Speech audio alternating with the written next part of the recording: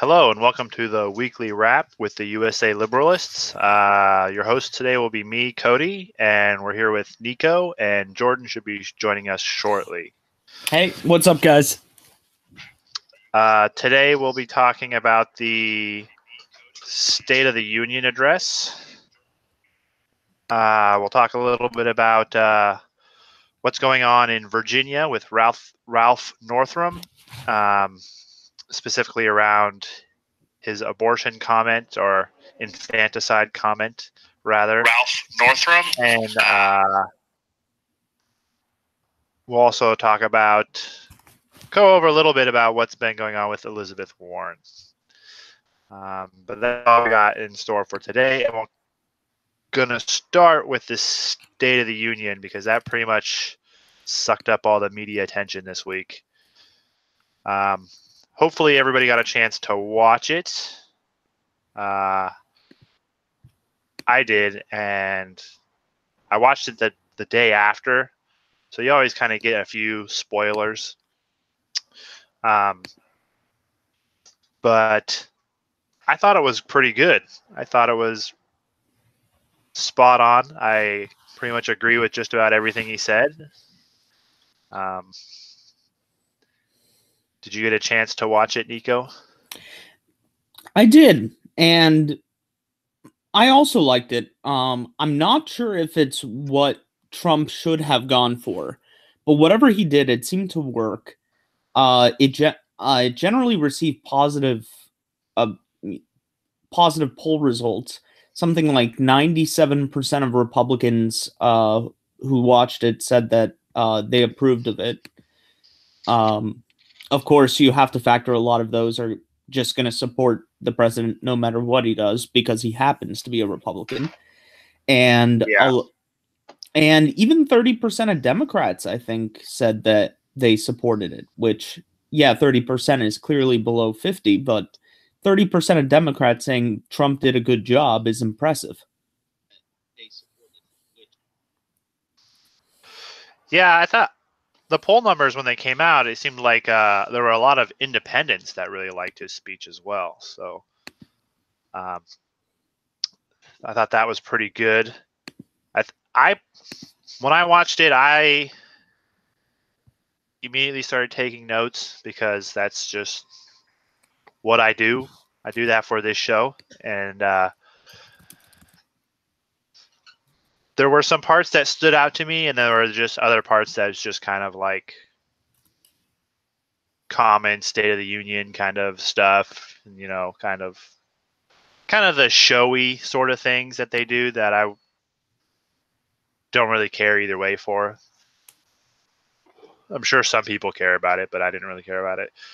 He started off, though, by talking about how the economy's doing.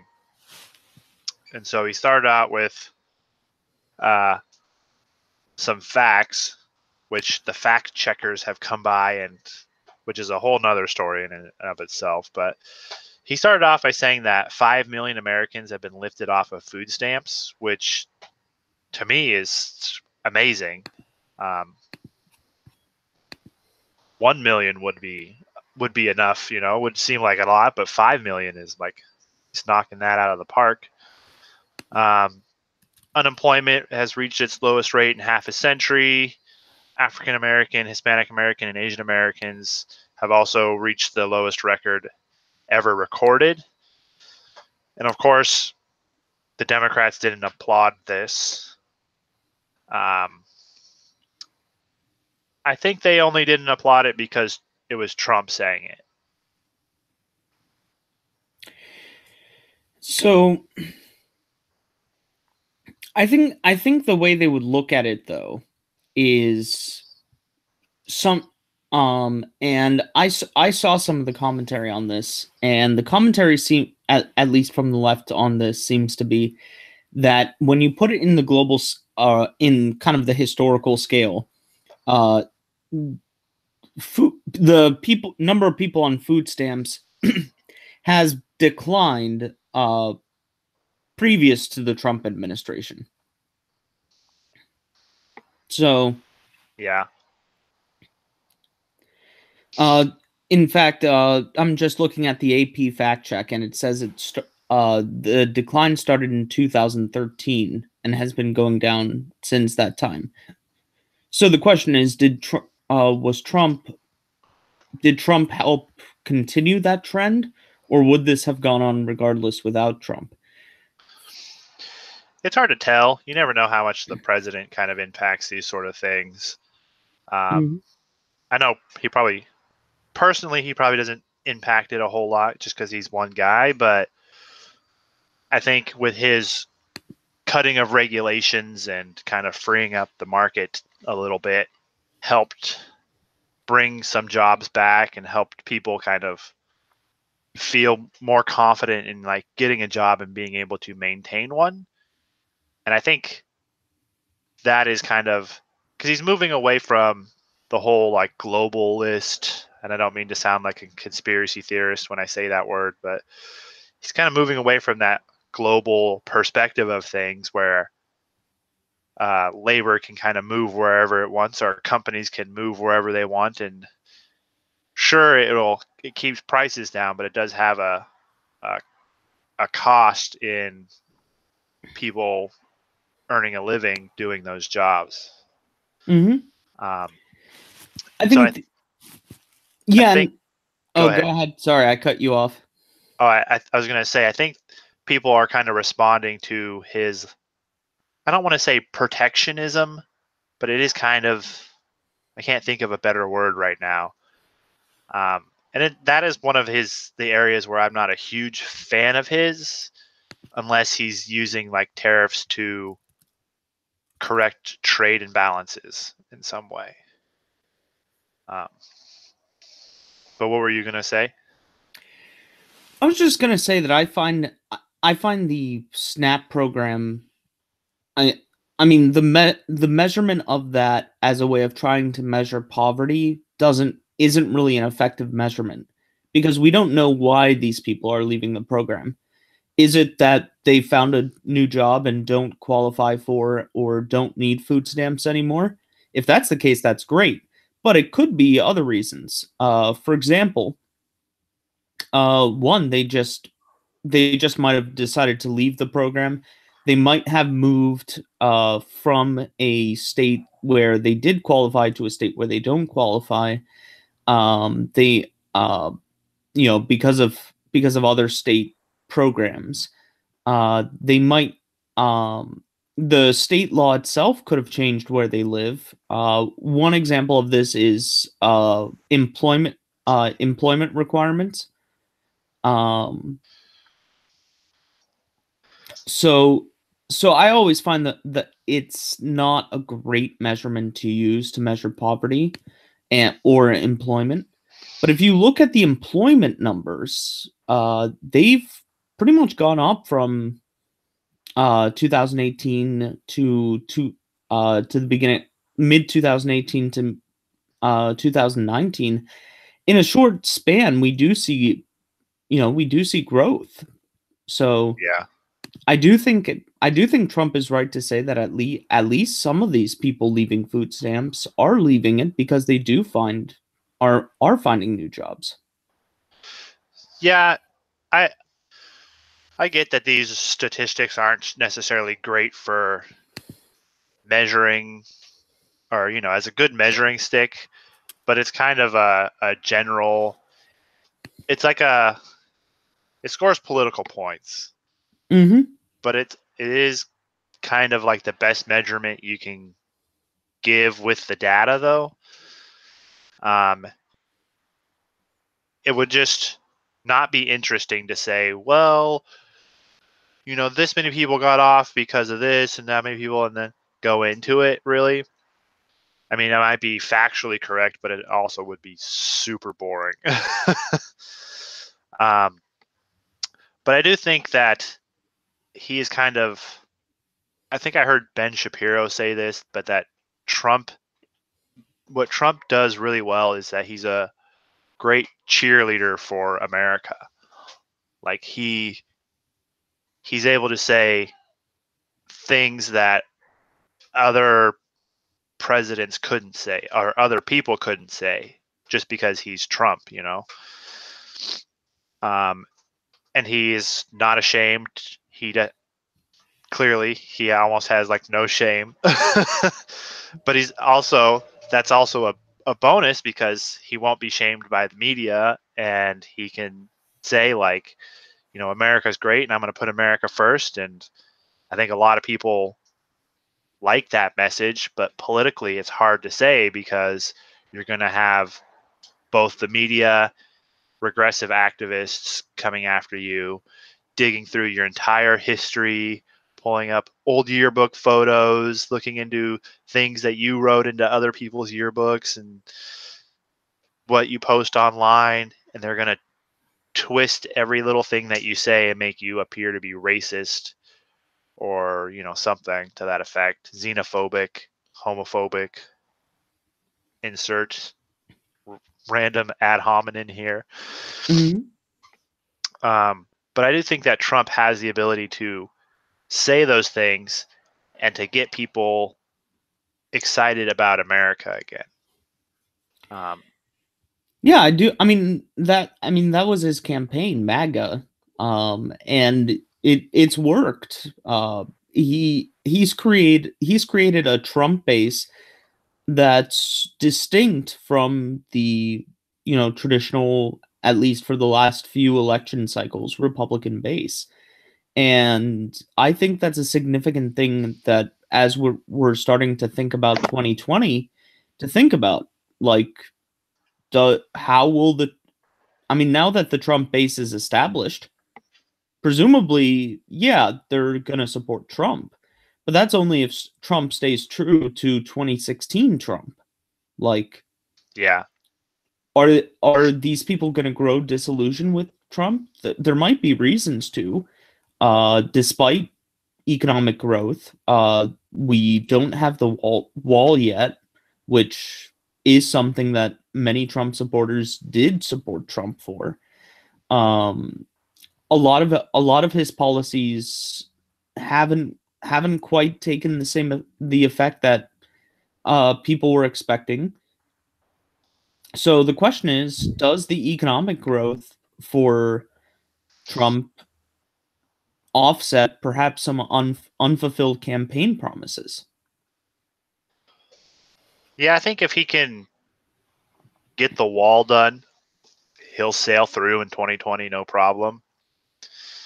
I think that's why the Democrats don't want to give it to him. Mm-hmm.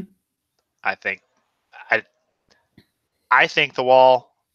I go back and forth on the wall if it's a good idea or not, but regardless of that, I support the the idea that we should build a wall because that's what the electorate voted for. Mm-hmm. Um, so I don't know why the Democrat. Well, I do know why the Democrats are blocking it because they don't want Trump to win in 2020.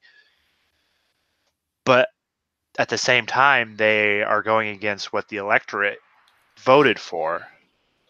But they don't really care because to them, to their base, as long as they're resisting Trump, then they're their party. You know, they've made Trump out to be so bad that anything that he does is now anything that he touches, he could say puppies are great, and then you'd have like 12 articles about how awful puppies are.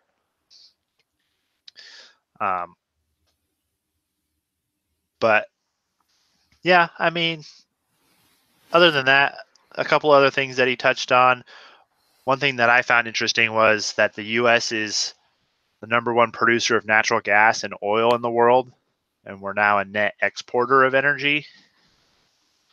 I'm sure there was some sort of fact check on that or something, but I just took these notes when I was watching the State of the Union. Mm-hmm. One thing that I didn't really expect were the chants of USA. I don't know that I've ever heard that at a State of the Union before. I mean, I haven't watched a lot of them, but I was pretty surprised at that. You see that at like a Trump rally, but not in Congress, or in the House, rather, in the Senate. So when Trump said the state of our union is strong, the Republicans chanted USA, and the Democrats did nothing. They sat on their hands and didn't clap. Now,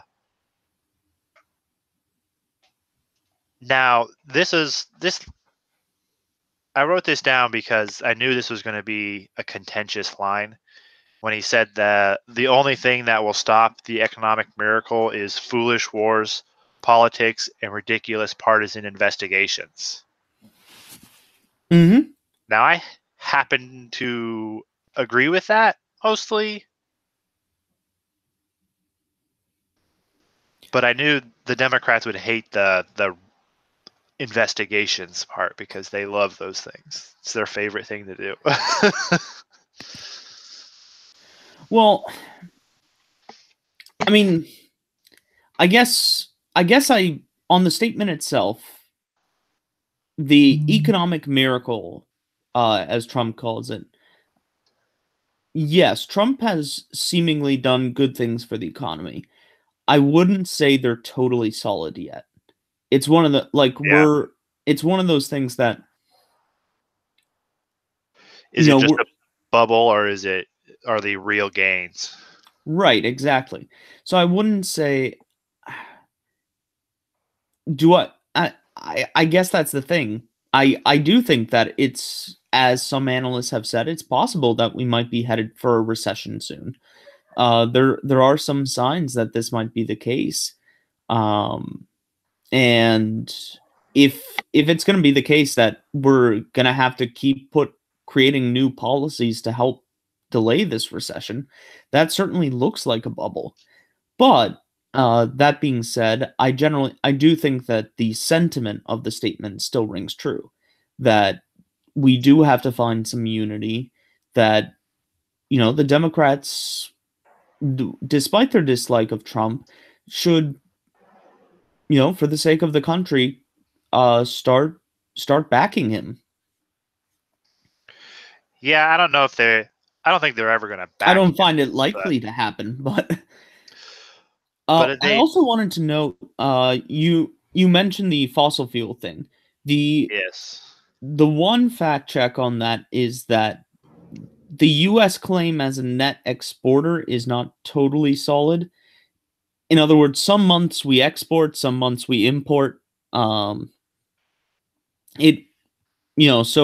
we're still fluctuating on that. But by around September 2020, it looks like we'll actually have that title on a steady basis of being a net exporter of oil. Woohoo. Which is something that, in previous presidencies was not thought possible. Right. I just like how he's not afraid. He's not afraid to back fossil fuels. Now I understand that not a lot of progressives like fossil fuels, but currently they're the most efficient and the cheapest way to generate power. Mm-hmm. And people need that. And I get that. I myself, you remember in high school, I was, I was way to the left. And I still retain some of my concerns about global warming from that period. I do think it's a concern, and I don't think although I think the Democrats are foolish in the way they deal with this issue, I think the Republicans' attempts to avoid the issue are even worse. So while I see your points about fossil fuels, I am concerned about an over-reliance on fossil fuels. But since we're talking about this, if I can pivot for a quick sec to another piece of news, the Green New Deal the Democrats have touted? Yeah. So this week I got a chance to look into it a little more, and something I didn't realize is that they want to shut down nuclear power plants. Which good luck. I mean, one, apart from the economic insanity of doing that, two, how can you have a Green New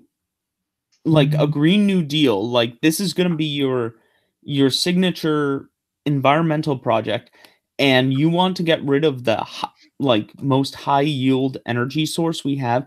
That yes, it does create waste, but you know that waste is minuscule compared to fossil fuels.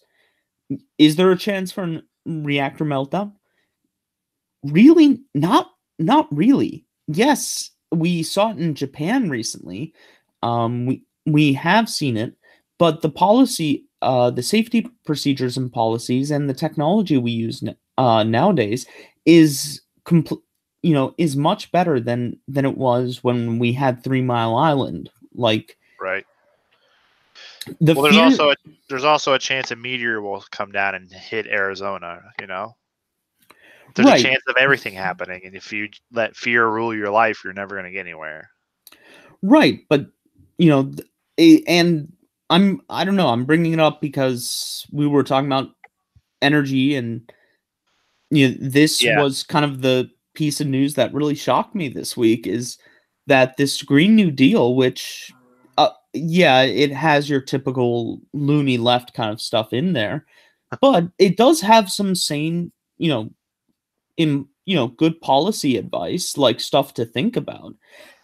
But then it has this random like anti-nuclear power thing that seems to undercut the entire argument.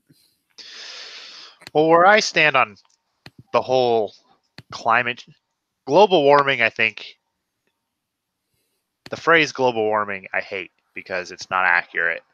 But the climate change, I can get behind that. I'm just not so sure how much humanity impacts climate change. That's where I'm at with the whole thing. And now, personally, I would be 100% fine with renewable energy. Just if I could wave a magic wand and create the same amount of energy for the same price, but have it all be renewable, no problem. I'd have zero problem with it. But that's not a reality that's not reality. I do think we need to develop sources of renewable energy, but I don't think solar is very. The problem with solar is you have to store it. You have to store the energy, and we can't store energy long term very well. Um, but nuclear would be, I think, would be the compromise position that you can create nuclear energy efficiently, and you create a lot of it, and it's relatively safe and carbon neutral. Yeah, no, it's definitely the best bridge technology we have as far as how do we get to the point where renewable energy becomes economically viable? Right. Nuclear energy, which is much frankly, there's so many possibilities that we're just not taking with nuclear because people have fears, perhaps justified, but based on their past experience with nuclear technologies, old nuclear safety policies that have been updated. And I think if people were to read more into this topic and actually look at the developments that have been made in this technology, they would see that, hey, it's a lot safer, and there's there's really less to worry about. Yeah, I think it's the next step before you get to like renewable energy. And I think if we started producing nuclear energy in a wider scale, that at some point some engineer or some individual is going to come up with a way to deal with the nuclear waste more efficiently or find a way to neutralize it more effectively. Um, just the more people you get in there, the better it will become, and the more demand, the market will kind of figure it out, because they want to reduce their costs of disposing of the waste, and so they're going to invest money in finding ways to get rid of it. But yeah, I've never bought into the whole doom and gloom climate change scenario. Personally, I do think humanity makes an impact on climate, but I don't think it's the doom and gloom scenario that those people like Al Gore like to make. I think that's just a way for them to fundraise, essentially. Oh, the apocalypse is coming, but if you give me money, I can save you. Just repent, I had an interesting conversation with a coworker too around this today, and I was talking to him, and I kind of came across this idea. So tell me what you think. I was thinking that most of the people that believe in the doom and gloom sort of climate change scenario are typically on the left, and a lot of them have a positive outlook towards socialism or collectivism in some way. And I was thinking if that sort of philosophy kind of lends them to despise the automobile, because the automobile is such an individualistic piece of technology that they would prefer mass transit, where we travel collectively. And I know it has something to do with people living in cities, and it's easier to ride buses and light rail in cities and everything like that. And there's that too, but I kind of want to know what you think of that idea. And I'm not totally sure what you're going for there, but I think there is something about that the car definitely is an individualist mode of transportation. And that might sound weird to people, but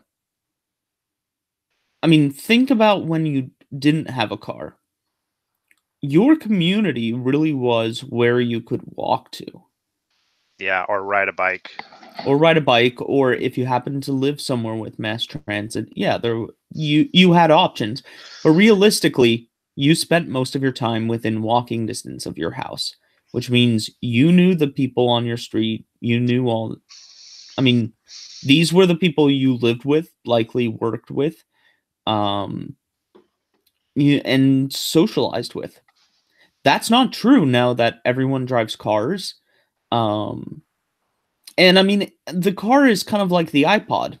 Before the iPod or the MP3 player and that stuff, there were people listening to the radio. Everyone listened to the same songs. There was kind of a cultural consensus on those things. Yeah, now we do have best, songs of the summers and your top 40 that generally a lot of people in society listen to. But there's much more choice now. And because of that, there's a lot more social fragmentation in things like music. Which, there are good things about it, but it certainly means that kind of some level of the community aspect of our society has declined. And that's true about the car as well. Like, do I think the car is evil? No, of course not. The car has allowed for great economic growth, and I think great cultural growth as well. Well, the car has kind of allowed us to expand what our community is. Yeah, it's allowed us to expand it's made the world smaller. It's made the world smaller, but it's like the internet, it's made the world smaller. We can talk to, we're doing it right now. We're I'm on the West Coast and you're on the East Coast. Yeah, the internet has allowed people who previously couldn't be in community with each other to be in community with each other. But I mean, I don't know most of the people on my block. That wouldn't have been true, 40, 50 Lucky. years ago. So, Just got to move out of that state. so I mean, my point to you is, yeah, I think you've got a point. The car is individualist. Does it does it really does it follow from that Democrats tend to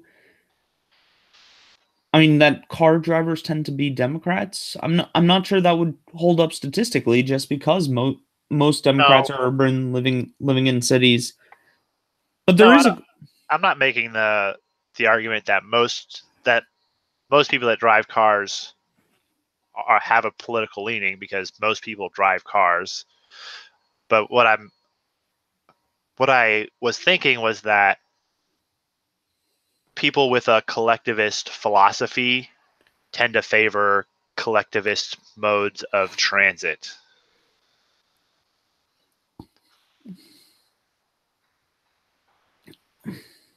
maybe Right? I It's a weird idea, and I don't think it's the only. I'm not saying everybody that's collectivist only takes mass transit. mhm. Um, but it was just an interesting thought, because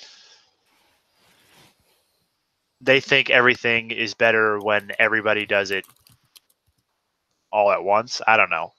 It was just a weird thought that I had, and I'm not trying to say that all collectivists take mass transit, but I have noticed that a lot of the people that prefer these sort of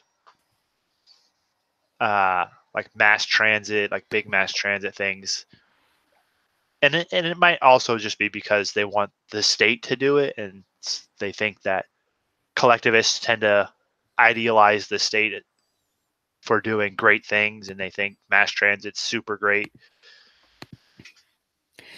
I I think there's a Yeah, lot of other factors too. I'm not just saying it's not just the one, but I was kind of I will tell you an interesting thing is I have a poker club, and one of the guys in there is a very traditionalist Catholic. So if you're talking about collectivist ideologies, he's kind of on the right, but the you know he's also an architect, and does a little bit of like civic engineering kind of thing where you're like planning out cities and stuff like that. He does a lot, and he has fascinating ideas about culture and the way landscapes and cityscapes affect culture and society. And that was one thing he said. He said he thinks that the introduction of the automobile and the fact that so many American cities and towns were designed with the automobile in mind is one of the worst things that ever happened to America. interesting. Which I'm not sure I agree with him, but it's kind of some goes to something goes Yeah, to the point you were making. yeah, I might not. I don't agree that it's the worst. One of the worst things that happened to America. It's just that we don't understand how to deal with it yet. We haven't fully figured it out, or we haven't fully figured out all the implications. Hmm. Like Jordan Peterson likes to say that we haven't really figured out all the implications that have come about due to the birth control pill. Like, it's the first time in human history where women have some control over their reproduction. And so it's only been around for 50 years or so. So women can have children whenever they choose. I mean, they could before, but then they would have to remain abstinent. And what it's done to sort of, if you're not going to get pregnant from having tons of sex, then who says that that's wrong now? But then you can get STD. Anyway, that's a whole nother topic. Back to the State of the Union. Um, Another interesting thing was when Trump was talking about stopping human trafficking, coyotes and gangs, and drug trafficking. And this was in relation to building the wall. So I think that's why the Democrats didn't cheer for it. But it did seem it was a very clever. I think the speech Trump gave was very clever in several ways. And I think this was one of those moments where he's like, this is something everybody can get behind. If Barack Obama said, we want to stop human trafficking and drug smuggling across the borders, I'd be like, yeah, I can get behind that, you know? What's up, Jordan? How you doing, guys? Pretty good. We're still Sorry going over late. No problem. Glad you're here. I'm not all alone anymore. Hey, Jordan. I'm so sorry. That's okay, man. I didn't mean to do it. Yeah, I think it was weird. I know they didn't clap because they didn't want to, in some level, be we talking about the Democrats? Yeah. Be supportive of the wall. You mean the female Klansmen? Yeah, they were dressed in all white, and I'm sure you've seen the meme where they had the hoods added on. Yeah, of course. I'm just saying, we saw one Democrat that apparently has a Klan hood in the closet, and suddenly all of them show up in white. Really makes you think. It's the noggin jogging. Just saying. And he took shots at like Nancy Pelosi when he said wealthy politicians and donors push for open borders while living behind walls. But this line, that was amazing. This quote here, it got me thinking, and it kind of came into something else that I was doing. But when he said, tolerance for illegal immigration is not compassionate, it's actually very cruel. Mm-hmm. And for me, it kind of came up. I was thinking about virtue and a bunch of other stuff because I had nothing else to do besides think. And so I was thinking about a bunch of day. Yeah. I was on break at work, and then I had like a big long period where I had nothing really to do. Gotcha. But I was thinking that like the virtue of kindness, let's say that kindness or compassion is a virtue. But if you're trying to be compassionate towards somebody and just, it might seem cruel to do something in the short term because you're not giving somebody what they want and they hate that and it hurts them a little bit. But in the long term, it's actually beneficial to them. Yeah. So I was thinking that the virtue of compassion is. Well, he's making the moral case, right? He's making the moral case, and he's basically saying, look, there is a moral case for, strict immigration policies. And since nobody else fucking seems to want to make that argument, I don't know why the Republicans don't try for the moral argument, but since they haven't been, why the fuck not, Trump? Why not?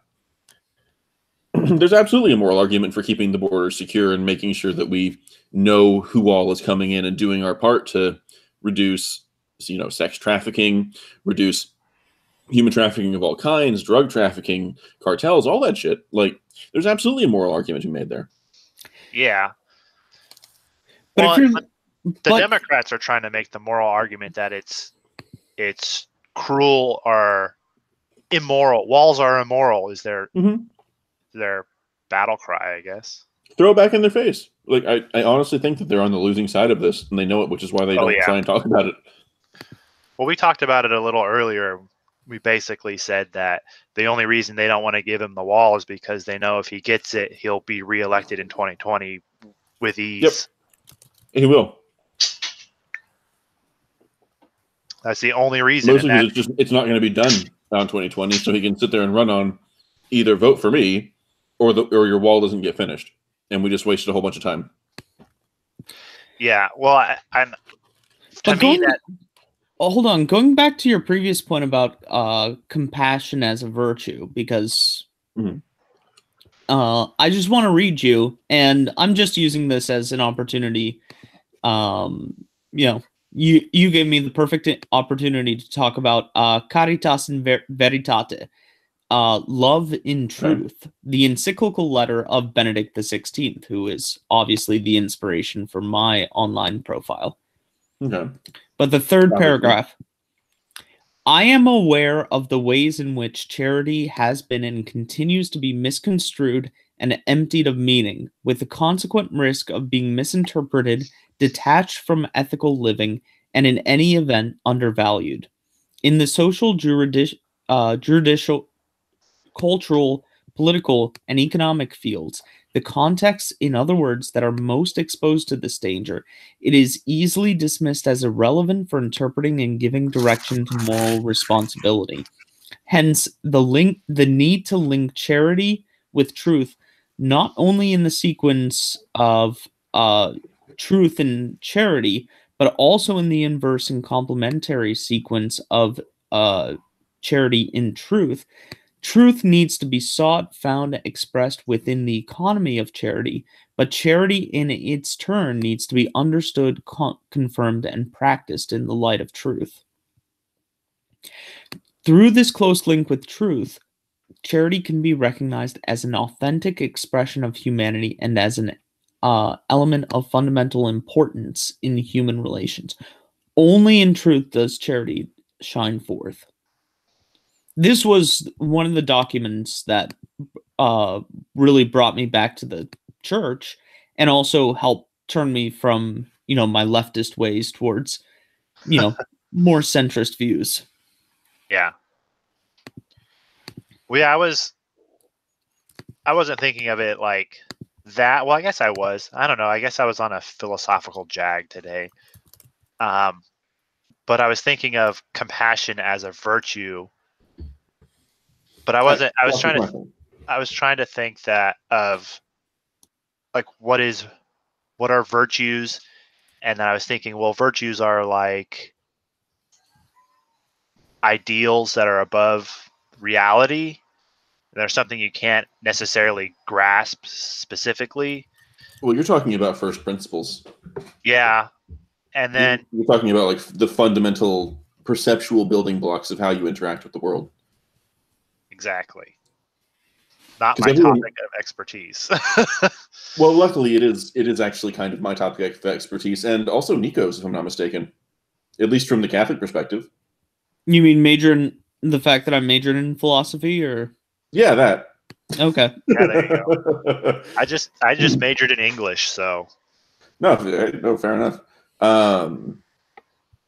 Yeah, why are we talking about this? Sorry, I was gone getting water.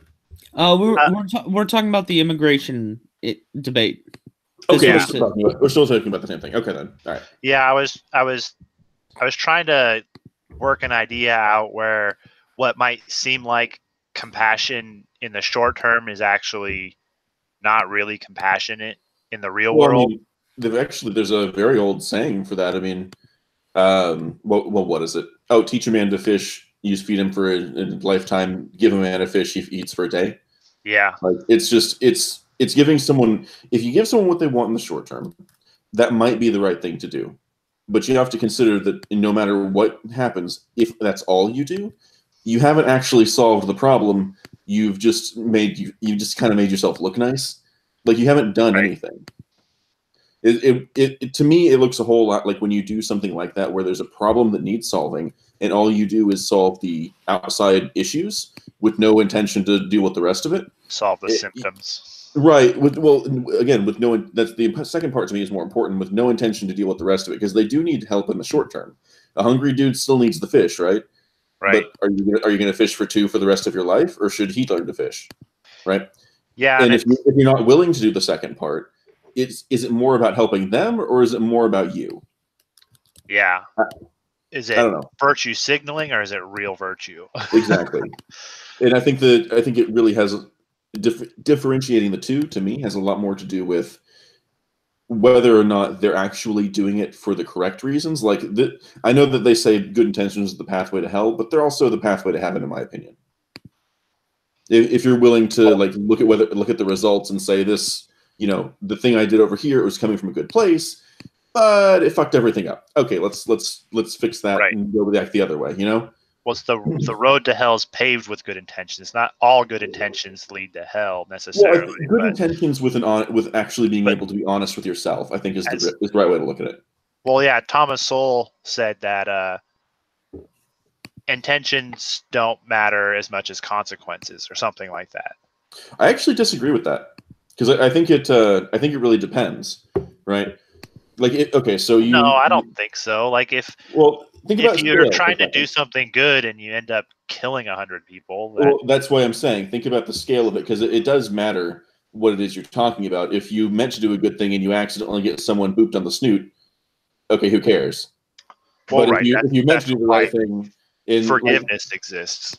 Right, but if you meant to do the right thing and you ended up nuking Japan again, I really don't care what your intentions were. Like, that's when you can bring out the consequentialist argument. But I think that also has to be very intrinsically tied to the actual consequences of the thing. Well, yeah, I think he said like consequences matter more than intentions, because if the consequences are minor, then the intentions can matter. Okay, then maybe I do agree with him. Maybe I was misreading it. Yeah. Well, I'm sure I'm not quoting it exactly right because I have it on my computer at work, but yeah, fair enough. Sounds like you're having a very productive day. Yeah, my job allows me a lot of here, buddy? You free time. No, I'm in Thomas Sowell. Well, I can listen to a lot of stuff, and so I listen to his audiobooks or videos of him on YouTube or various other people while I'm working. Fair enough. Crunching numbers and whatever. But back to reality. Sowell is reality, sir. I do think that part of the reason why, like you were saying, you give a man a fish, you feed him for a day. You teach a man to fish, you feed him for a lifetime. I think one of the reasons, too, why the Democrats are opposed to the wall and the Republicans haven't necessarily gotten 100% on board with it right away is because they like having this topic as a political football, necessarily. It's a good talking point. And well, I mean, I've talked with I'm sure most of you remember from my Leah days, Catching Smoke. He was me and him were talking about this, and I'm sorry, I completely lost my train of thought. Remind me. Well, I'm thinking that the Democrats think he's going to build this wall, and it's going to not necessarily solve all the problems, but it's going to solve a bunch of problems permanently. Right. The intention, like the habit of politicians have to sort of bring up an issue and be like, "This sucks," and then never do anything about it. They're constantly fighting for an issue, but they're never conquering it.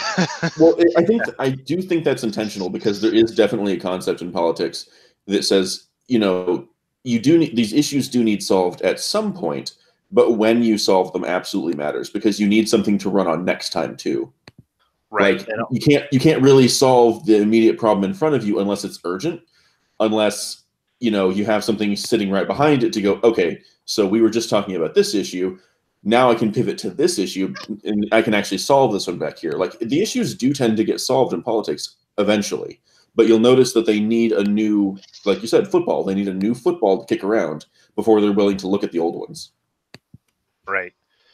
And that's that's why people hate politics. It's because you can't just get shit done. You got to wait till the election, and that's part of the corruption of politics.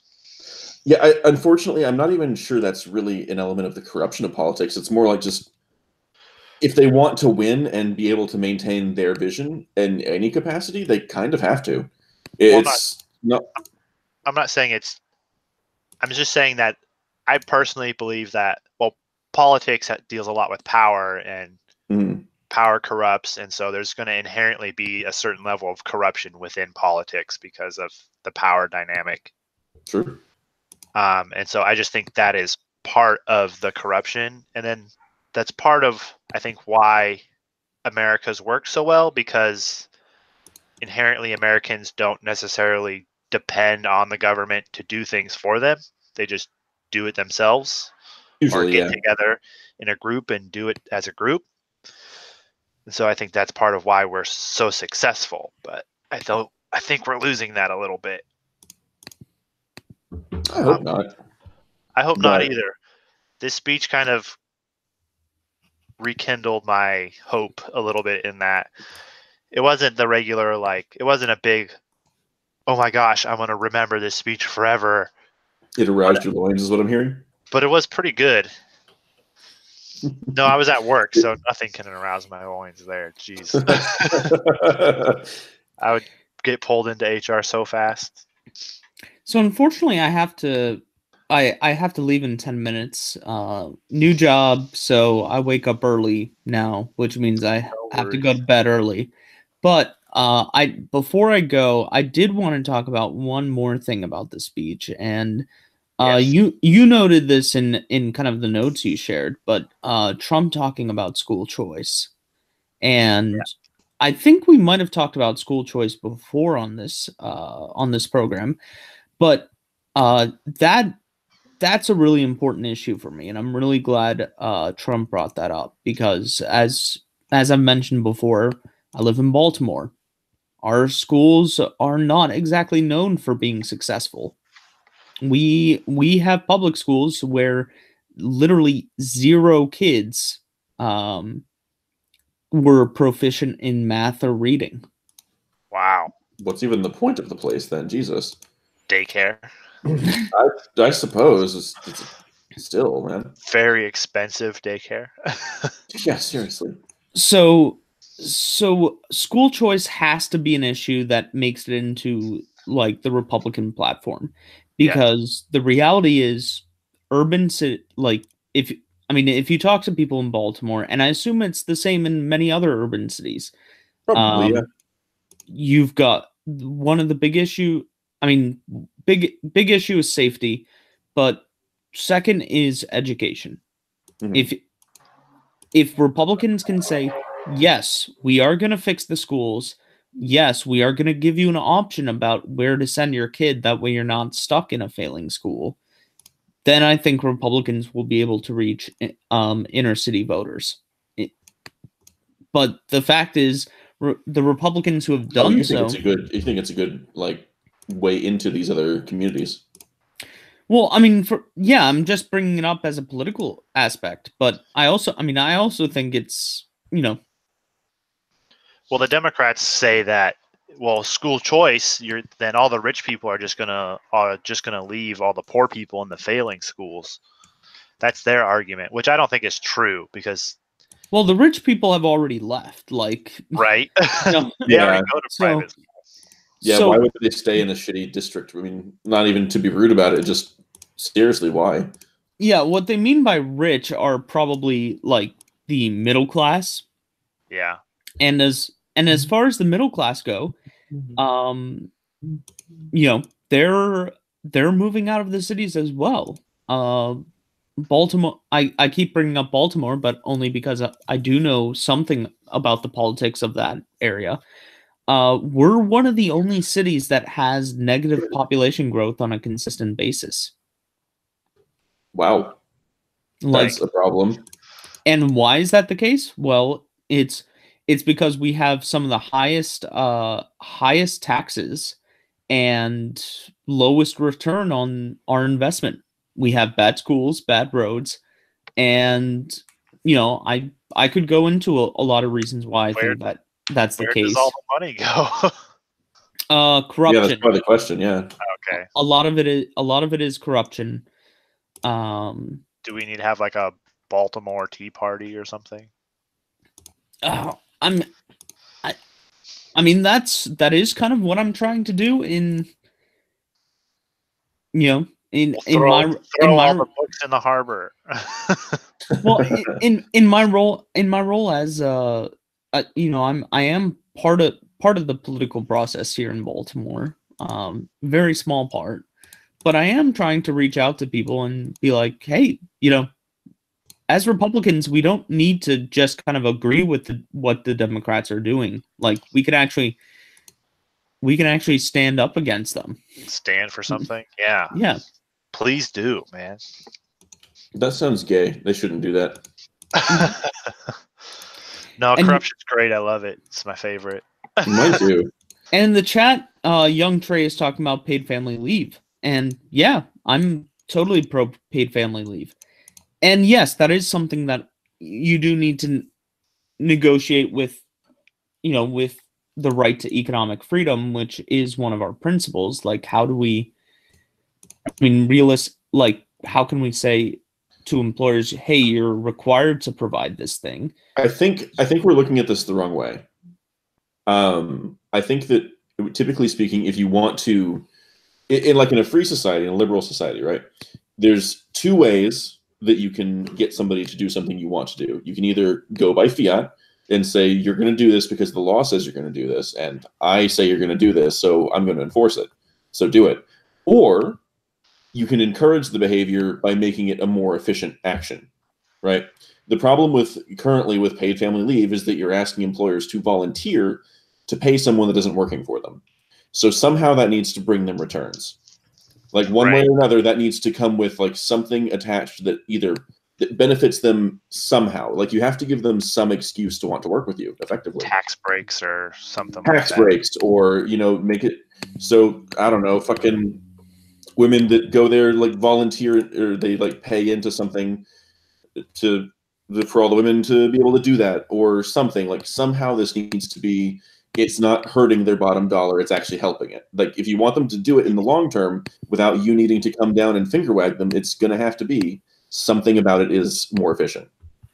Right, but I mean at that point, that's a subsidy. So the same question comes up. Why should the government privilege this as opposed to other things? Well, why privilege marriage? What? I mean, for instance, why privilege marriage? It's sort of the same idea, where part of the reason that we privilege marriage and give it tax breaks and give it all these things is because they're doing something that the government wants them to do in the form of getting married and having kids. Like it's not that weird to tell someone, hey, I want you to do this thing.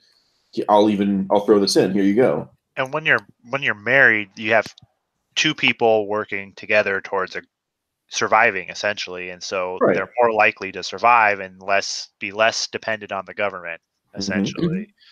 So that's how I think you can frame it. I think you could frame it to Republicans as not as we're forcing businesses to do this, but as this will benefit the family unit.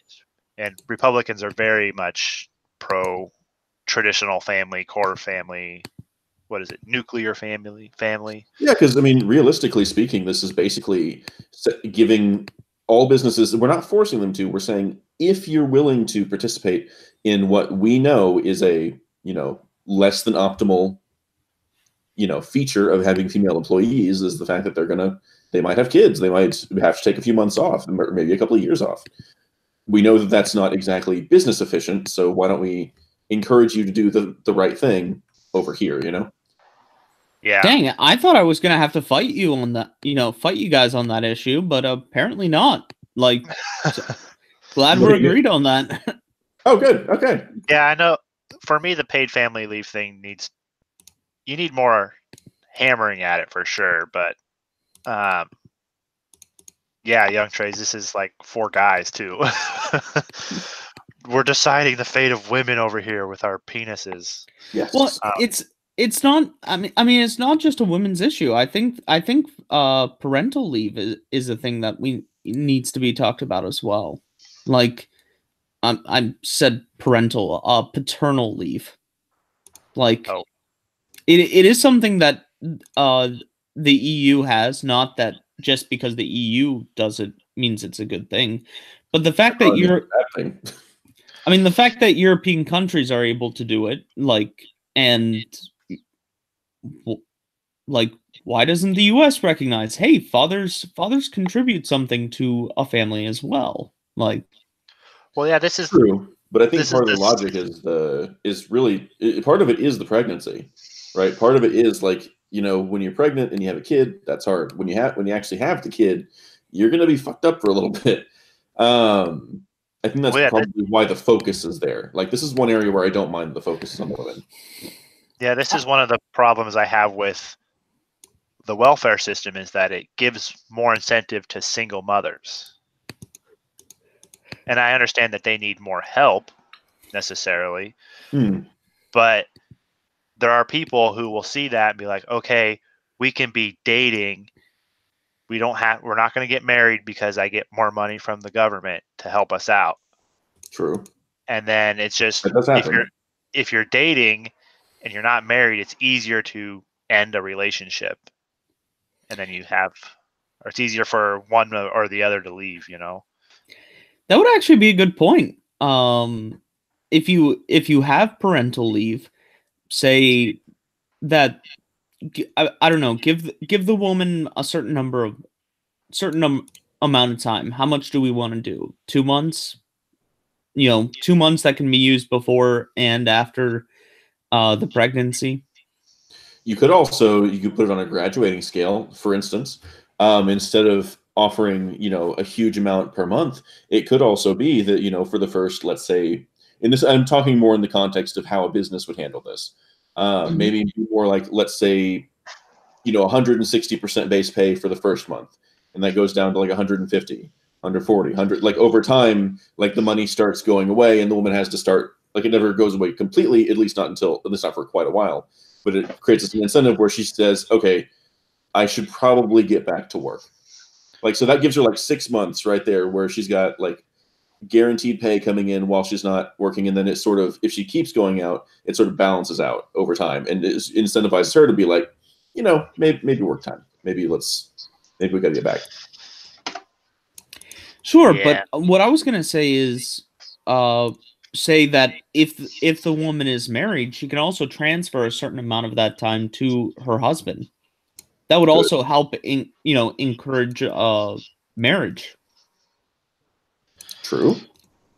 Well, yeah, a lot of like really big companies, because we have Nike here in Oregon, and they pretty much, when you're on the Nike campus, I've heard this from people who work there, they pretty much have everything you could want. Like, they have daycare and restaurants, and it's pretty much its own like little city within the city of Beaverton.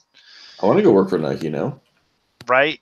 It's super sweet. Well, if Intel too, if you're there for 10 years, then you can take a 3 month sabbatical. It's like 3 months paid time off. Right? These companies that make shitloads of money really want to keep their employees. But not every company can do that. Like, where I work, we don't make anywhere near that much money. I don't know what kind of, they're pretty good about, it's a small company, small family company. So if you need time off, they're pretty good about giving it to you, but they also have like a system for vacation time and sick days and everything like that. So are you suggesting that investing in human capital might be good for companies? Yes. No. Crazy idea. Some companies. Yeah, some companies it just works for better than others, because there does come a certain point where, like, unless you're making Nike money, which is quite a bit, it's probably just not feasible, unfortunately. Yeah. Well, yes, it does depend. You know, I worked in the restaurant business for a while, and I mean, bummer. Sure, you know what restaurants need? Like, out of everything. No. Fuck kiosks. There's like a specific, because I've worked in restaurants for years, and the one thing I've always wished they would fucking do is put like some sort of barracks or dorm or like cots or something in the attic, and just let me siesta area. There. No, literally to let me sleep there, because there's so many times where these absolute fucks will be like, "Hey, by the way, you need to stay here until like 2 a.m. See you at 6 a.m." Well, yeah, I mean, fuck them. The hours are one thing, but I brought up restaurants because, sure, there are some companies like restaurants where investing in human capital doesn't really make sense. They should invest in bots. That would be human capital investment that I would totally get behind. Just well, what do they have in hospitals? What are those called? Like the off room or whatever, where they go and take a nap. Something like that. If they're working like a 16-hour shift. Now that I've successfully completely derailed the news talk, I've got to take my leave. Have a good night, man. We didn't want to be on the rails anyway. Yeah, fuck those rails. All right, see you guys. Rails later, again. Dude. Peace. I guess we should get back to the State of the Union a little bit. Boo. Boo. Well, I really want to get to the State of the Union sucked up like all the media, and so I didn't really see a lot of other stories this week. And I wasn't super looking really hard, but I do want to get to the Ralph Northam stuff too a little bit. But I kind of want to get through this stuff here. One of the things that I thought was amazing was he got the Democrats to chant USA, or some of them. True. So I thought that was pretty amazing. And then there was another point. Did you watch the State of the Union? I know Nico did, but you didn't. I don't. No, I didn't watch the actual State of the Union. Oh. I watched some of it. Like I watched all the highlights. I watched bits and pieces, and I actually did watch the first 20 minutes. Yeah. But there came a point where I was just like, all right, we both know someone's going to watch the whole thing. So. Me. Well, there was a point where Trump was talking about the wall, and he said, like, I'll never forget. And then there was some other stuff. And then he said, not one more American life should be lost because our nation failed to control our very dangerous border. And when he was talking about that, I don't know if it was just me imagining it or just him taking a pause in the speech, but he seemed to get a little choked up when he was talking about that. You think so? It seemed like it was like very subtle, but it seemed like it to me. You have to go watch it. Yeah, like I'll give it a look. Okay. And tell me what you think. He also pointed out that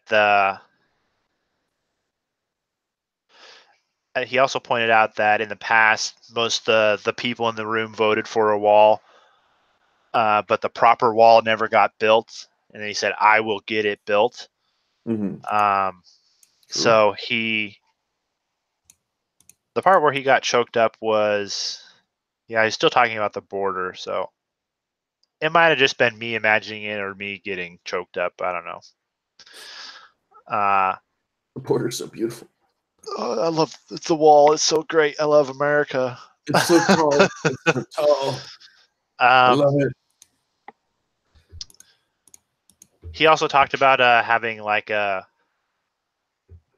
drug and medical price transparency, which I 100% for as a way of lowering medical costs. That way you can compare prices at different places. I don't know. I haven't gone to the doctor in a long time, but if it's anything like the vet, they tell you like a range. And it's anything like a vet. Yep. If it's anything like the vet's office. I'm sure it's exactly like the vet's office, buddy. They balance a cookie on your nose. Yes, exactly. That's how it was at the last hospital I was in. Oh, maybe I need a referral. They come in with little containers of cheese. Oh shit.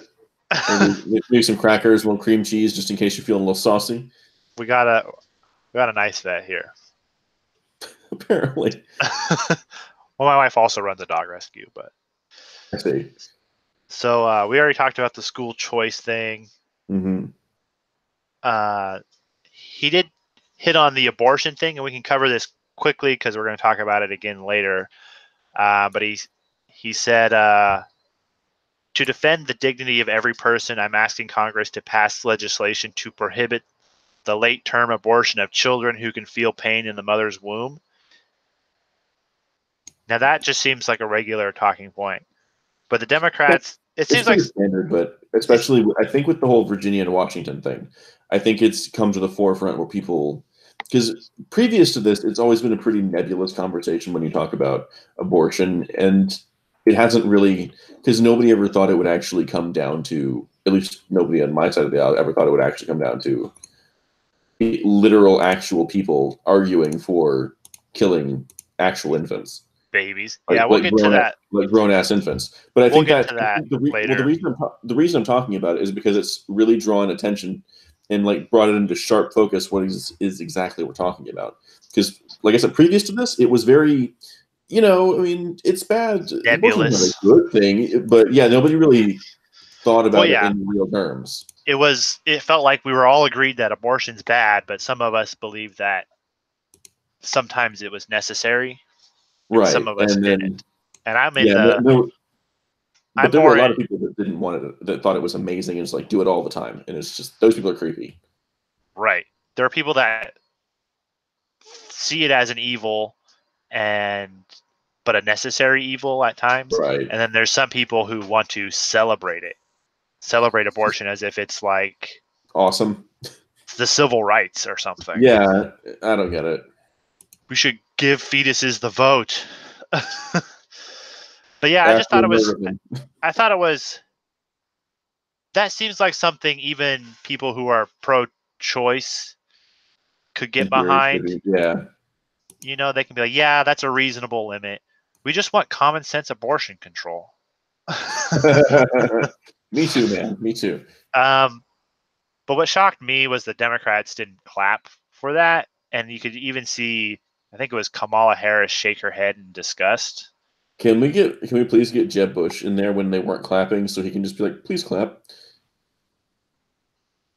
Right. You're supposed to clap at that. we need low energy Jeb up in this bitch. That's what we need. Trump has to tell people that they weren't supposed to clap. That was really funny. I know. He played totally called their shit on that one. He played that perfectly. It was kind of glorious. Yeah. Up to this point, I've always been sort of like, I don't know, like a maybe Trump for the most part, but that particular line was just like, all right, Trump, you got one. Nailed it, man. Nailed it. Yeah, it was like a come together sort of moment. Like, yeah, we all go at each other pretty hard, but we're all on the same team in the end, and we can laugh about this and celebrate. The part that I actually liked the best out of what I saw, and it was the one that the Democrats didn't cheer for, was him making the moral case for immigration control, making the actual affirmative case, not just for why it's necessary, but for why it actually could be considered a good thing. And then there was also the fact that he was notating his successes with helping actually delivering things for the Black community, delivering things for the Hispanic community, which the Democrats failed to do over and over and over and over and over. Yeah. They just constantly fail these communities and keep getting the fucking vote because the Republicans aren't making the moral case for their positions. It's really frustrating. Yeah, they like to be factual about everything, and not, while that is useful, it's not appealing or interesting. It's clearly not what they're wanting. It's not what they're looking for. So it's not going to be effective. It's not going to persuade people. Facts are useful and they're powerful, but feelings don't care about your facts, man. Well, unfortunately, feelings do care about your facts a little bit. Sometimes, yeah. Well, people just don't. The problem is people just don't listen. If you're just coming at them purely logically, it kind of, you just end up sounding like someone that I shouldn't trust effectively.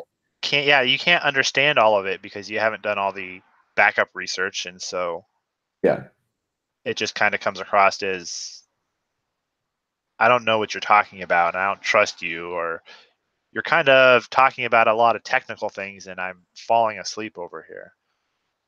Well, not even just that, but like, for instance, if you wanted to lead a coalition to, I don't know, bring all of the black community out of poverty in the next 10 years. Okay, awesome. Why should I trust you to do that? Like, it's great that you're talking about all these things, but do I trust you to actually handle it? And if I can't trust you to handle it, okay, the question becomes, can I trust anyone to handle it? And if I can't trust anyone to handle it, it's a bad idea de facto, even if it's logically sound. Like, for instance, communism, logically speaking, there's not actually any reason we couldn't do it. It's just we're idiots and we suck. So but there is actually a case to be made that if we could all agree on it, because that's the real question, is can we all agree on it? And the answer is no. If we could all agree on it, it wouldn't actually be that hard to share everything and just get everybody what they need. In theory, it shouldn't be. But people are dumb and selfish and do a lot of stupid shit, so it's not possible. And it's our own fault. Well, I think it's just the human condition won't allow for that communism. Too. There is definitely an element of that.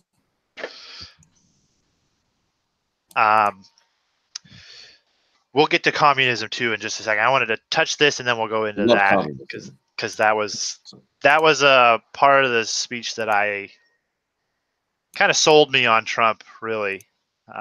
Yeah. But he said that the U.S. is going to withdraw from the Intermediate Range Nuclear Force Treaty, the INF. Okay. Which kind of has me a little. It doesn't have me like shaking in my boots, but it kind of brings back. Are you shook? Is that what I'm hearing? Brings back my ideas of just ignoring that. Bring back. That's fine. I didn't want to interact anyway. Fuck you. Well, kind of reminds me of the Cold War. That's what I'm thinking of. I see. So, are we gonna? Has Russia recovered enough to challenge the U.S. again and enter into another Cold War, or what's going to go on now? I mean, I have been hearing a lot of reports, actually over the past few years, that the Russian military is actually doing pretty good. Like they're getting shit done. Well, yeah. Whether or not that translates into them actually attacking anything, I don't think so. I don't think there's a good enough reason for them to want to. No, I don't think there's going to be like a war or Russia's going to start expanding or anything like that. If Hillary won, maybe, but dude, if Hillary won, we'd be at war with Russia right now.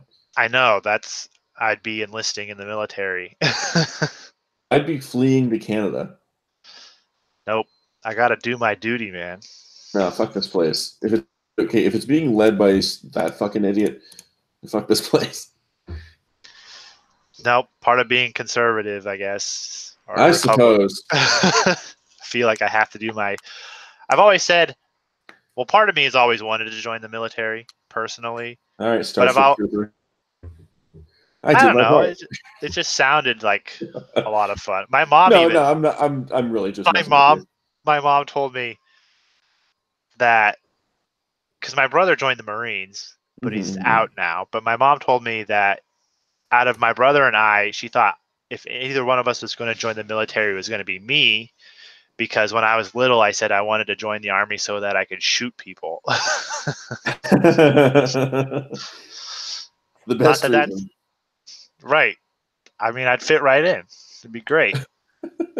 You'd fit in with the Marines. Holy shit. Not that I promote shooting people. I do. FYI. Some people need to be shot, though. Pedophiles, particularly. I'm not promoting shooting people. I'm just promoting. Well, are pedophiles really people? Technically? Technically, yes. Anyway, just kind of, it's something that I'm sure we'll talk about later. It'll come up later. But for me, one of the high notes was, one, he recognized Guaido as Venezuela's president and condemns Maduro and his socialist policies. But it was this quote. It was, Maduro. Here in the United States, we are alarmed by the new calls to adopt socialism in our country. America was founded on liberty and independence and not governed not government coercion, domination, and control. We are born free and we stay free. Tonight, we renew our resolve that America will never be a socialist country. And standing ovation from the Republicans, tepid response from the Democrats, but better than I expected. And then that face that Bernie Sanders made. Man, just frame that and put it on the fridge. It's that old days, yeah. If I were Trump, that's what I would do. That would be on the fridge right now. And it was like to me, like I am so much against socialism. Every fiber of my being. The people who are like, well, real socialism hasn't been tried, or your socialism's good, it cares about people, or that if you're against socialism, you hate roads for some reason. That's a thing. Wait. Oh no, because they're making the socialist roads argument, because the idea is roads are technically a socialist project. But you can have social projects without being socialist. Well, yes, but they aren't entirely wrong in saying that the entire concept of roads fits perfectly into socialism. That doesn't mean that you're a socialist country if you have any social policy, but it fits perfectly into fascism too. Well, yes, but and republicanism. I'm just trying to and democracy. I'm trying to express their argument. Rome had roads, for crying out loud. Military needs roads. Does that mean roads are military projects? Technically, the argument there would actually be that the military is socialist. Got it. Because technically, the military would also qualify as a social project. Yeah, and like I said, there's a difference between social programs and socialism.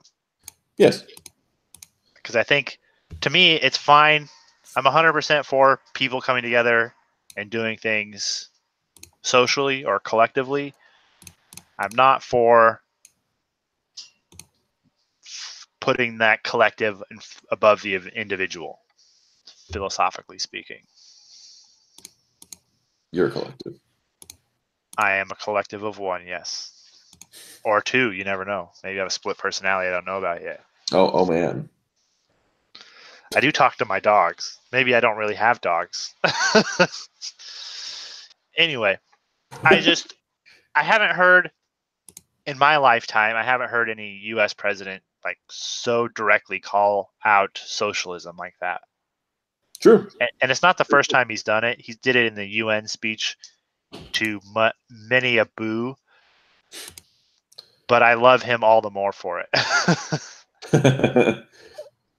Like that pretty much. Well, yeah, it takes some balls to seriously go out there and, say all that. Well, and I think it's smart too, because there is a wing of the Democratic Party that is heavily socialist, and and seeing half the party kind of clap for that, Please, it's gonna create a rift there, I think. So I agree. It was politically smart and the right thing to do, in my opinion. Politically smart and smart. Well, and I think it's mostly popular with the American people too. True. Most people don't like socialism. But that's really all I had for the State of the Union. I want to touch on this story. Did you hear this thing about Elizabeth Warren? Chief Warren. Which thing? So I forget who it was, the Washington Post or one of the media outlets. Is this about her being an Indian again? It's her. It's proof that she claimed that she's Native American. Yes, I forgot about that. That was fucking hilarious. They dug up her registration card for the Texas bar. Yeah. And she listed her race as American Indian, and it was signed by her. Obviously, she hasn't denied the authenticity of it, and so it's another nail in the coffin. Like, she's pretty much done. Like, she should just cancel her run for presidency now. Hashtag cancel Elizabeth Warren. Yeah, though now that I don't think she has a chance of winning, I kind of want her to win the primary just so she'll lose. I just thought that was funny. I thought it was a funny little thing and a kind of like an easy story to transition into. Yeah. This Ralph Northam business. Ralph Northam fellow. He's the guy. He's the governor of Virginia. And I don't know how much you looked into this story, but he's the guy who had that picture of him either in blackface or a KKK costume. Yeah, no one knows which because he refuses to. No, I'm sorry. Hold on. We don't know which because he claims that that's not him in the video or the photo. In the photo, he's in a different photo, maybe with him in blackface and/or Klan hood. We're not sure which. Well, he said he's not. Well, first he apologized. That makes it any less confusing for someone that hasn't heard the story already. Sorry, go ahead. First he apologizes. Mm-hmm. Then the next day he comes out and says, "Well, I wasn't actually in that photo because." But I'm apologizing anyway. And I know that because now I remember darkening my skin for a Michael Jackson costume, as if somehow that is proof or better or different. Oh, I love this world. And the funny thing is, he didn't run this ad specifically himself, but an organization that supported him, and he didn't denounce the ad. They ran an ad against his opponent running for governor, Ed Gillespie. Mm-hmm. You probably remember this is the one where there was a guy driving a truck with a Confederate flag and a Gadsden flag, and he was chasing. That sounds correct. Yeah, chasing down minority children, and they were running away. That's my weekends. I don't know. Like, what's the problem? Yeah. I'm not understanding. That's not normal. You don't do that. No, I do that every weekend. That might be normal. That might be normal in Texas, but.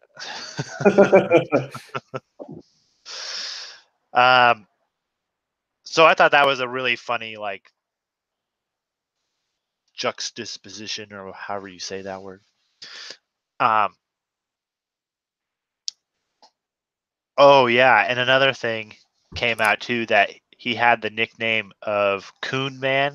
That's amazing. He said that, oh, these two guys gave me that nickname, and I don't know where it comes from or why they did that, or you calling me Coon Man again. You. Why? Like, that is just the weirdest nickname. You wouldn't just come up with that randomly. What do you mean? That's a perfectly normal nickname.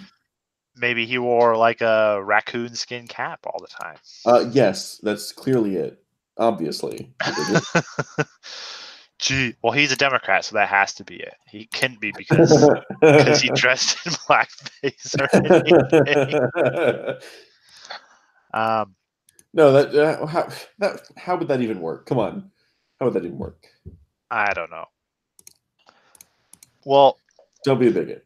This whole story, for me, it's funny, but I'm still kind of opposed to going through someone's past, digging stuff up, and then essentially beating them with it. I'm not opposed to fun, huh? I'm not a big fan of that. Like, let's go digging through his yearbook photos and then get him removed from office from something that he said or did. Yeah. Especially if it was acceptable at the time it was done. Yeah. And they've since changed their position. That is pretty unfair. I'm not a fan of that. So initially, I'm not really. Well, one, it's just I have a hard time being like, oh no, he should totally be in office, and he's staying, man. He is not gonna leave office. He's trying to stick this one out. That's probably a mistake in my opinion, but you know. Right. Well, Who knows? Maybe it's not really a good. I mean, it might be a good move for him, but it's not really a good move for the Democrat Party to be like, yeah, one of our like best senators. He's one of our governors. He's governors anyway. He's Coon Man. That's our guy, Coon Man. Governor Coon Man. Well, they were dressed in all white. Oh, what was I thinking? Yeah, right. I forgot. That's the weekend getaway. He just did it before it was cool. Look, how am I supposed to know that this is bad behavior? I don't. How was I supposed to know? For me, it's like the Brett Kavanaugh thing where they try to bring up all this stuff from his past just to attack him politically. I'm not for that, and so part of me doesn't like any of this. But at the same time, it's kind of satisfying to see somebody who has pushed this sort of behavior before have it come around and get them too. And so for me personally, I oppose this sort of behavior, but if he loses his position because of it, I'm not really going to lose any sleep over it. No. Like, I'm kind of agreeing with you that I don't really think that it's a pretty high standard if someone wants me to think that this person should lose their position and just lose their place in society over a mistake. But at the same time, you can't also then say, by the way, it's okay when our guy does it. If one of your guys stands there and fucking smiles and smirks in the general direction of a Native American person banging a drum in their face, destroy them. Well, and he's a teenager too. Come on. Yeah, no, I'm just like, come on. This is so ridiculously biased. People are like, what bias? What bias? What do you mean, what bias? What the fuck are you talking about? Well, I talked about this. I talked about media bias last week too, with the story of there was a shooting. A guy got killed in a middle school here in Oregon,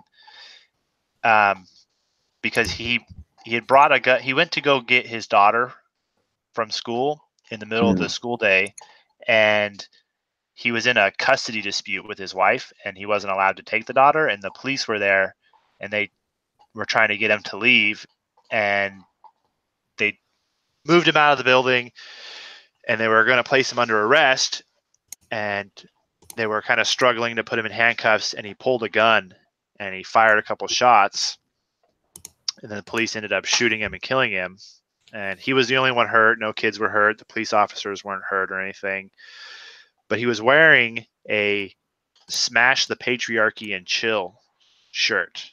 And he's a very active left-wing activist on the West Coast. Well, yeah, he's kind of one of the... I don't know if he was in Antifa specifically, but he is that kind of type of person.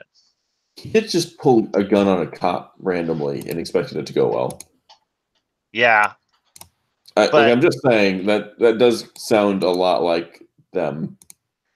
Well, and then a couple days later, they found explosive devices outside the police department. I hadn't heard about that. That's of all the things in there, that's news to me. That's ridiculous. Nobody got hurt, and I haven't heard anything else about it. That I think it was the Eugene Police Department. I haven't heard that they've apprehended anybody or found out who did it. Does anybody ever actually get hurt? I always hear about these fucking. I always hear about bomb threats, but so rarely does a bomb ever go off. It just feels like are bombers in general just fucking incompetent, or are the people like dealing with this problem just really good at their job? I don't know which it is. Maybe a little of both. It's probably a lot harder to make a bomb than you think. Dude, some dude made a bomb out of fertilizer. An effective bomb. Well, yeah, it was one of the best bombs. Like this was like some famous bomber, like an actual successful bomber. He was making this shit out of fertilizer. The Unabomber. The Unabomber, that's it. He blew up that one building and killed like almost 200 people or some crazy. Yeah, he was like as far as bombers go, that's pretty good. He was like a weird genius kind of. He was the crazy kind of genius, I think. I will bet you $20 I can build a bomb. No. Not promoting this in any way. We are now banned. Well, we're not monetized. Banned. If we were, we'd be demonetized, and now we'll be kicked off of YouTube. The show was great. I loved doing it. It's okay. We have right now we have 30 subscribers. We can rebuild. We can fix this. No, it took us so long to get. We have 41. It took us so long to get here. My bad. Fair enough.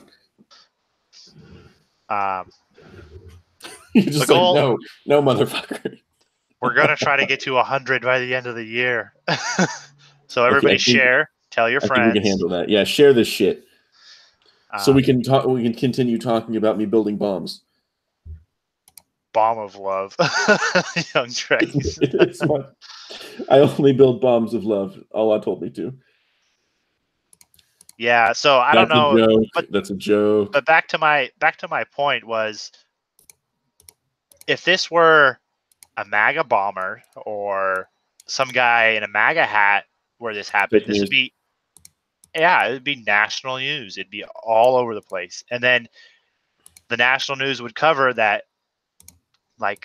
2 days later or a week later, that there were bombs found at the police department that the officers worked at who killed this guy. There was even a protest too, that weekend where the people protesting were his activist friends, and they claimed that he was murdered by the police, and he was murdered. He was known to post on social media that, anti-cop stuff like pigs deserve to die and typical far left sort of just progressive, BS. But yeah, it'd be all over the media. So there is that double standard totally exists. Anyone that tells you otherwise is full of it. lying, or they don't really watch the news or pay attention to politics. Yeah. But back to Ralph Northam, if dressing in blackface or a KKK hood wasn't bad enough, he was on a local radio show and talking about a new abortion law being proposed, and he said, quote, "The infant would be delivered, the infant would be kept comfortable, the infant would be resuscitated if that's what the mother and family desired, and then a discussion would ensue. And the discussion would be, can we abort the baby?" Can I just point out, at least if we're going to have this conversation like this, can this finally be a point where it's a little more important that the dad be involved in the conversation? The baby's already delivered. The baby is delivered. Holy shit, why does the dad still not get a say? Come on. Well, I wrote, my personal note was, the baby is already born. There is no discussion to be had. At that point, it's just infanticide. Yeah. It is straight up murder. If the baby is comfortable, resuscitated, in the other room, living, breathing, totally fine, killing the baby. Now, if the baby's on life support and is never going to get off of life support, yeah, I can understand maybe. But if it's just in the other room and the mother's just chilling, being a baby, I can't. My mental health is going to be damaged by this, which was in the New York law, is if you suffer physical or mental harm. Something like that. Yeah, I know, you're right. I mentally can't handle this baby. Go ahead and abort it. It's no, it's too late. There's no abortion. If the baby's alive, you don't get to make that decision for it anymore.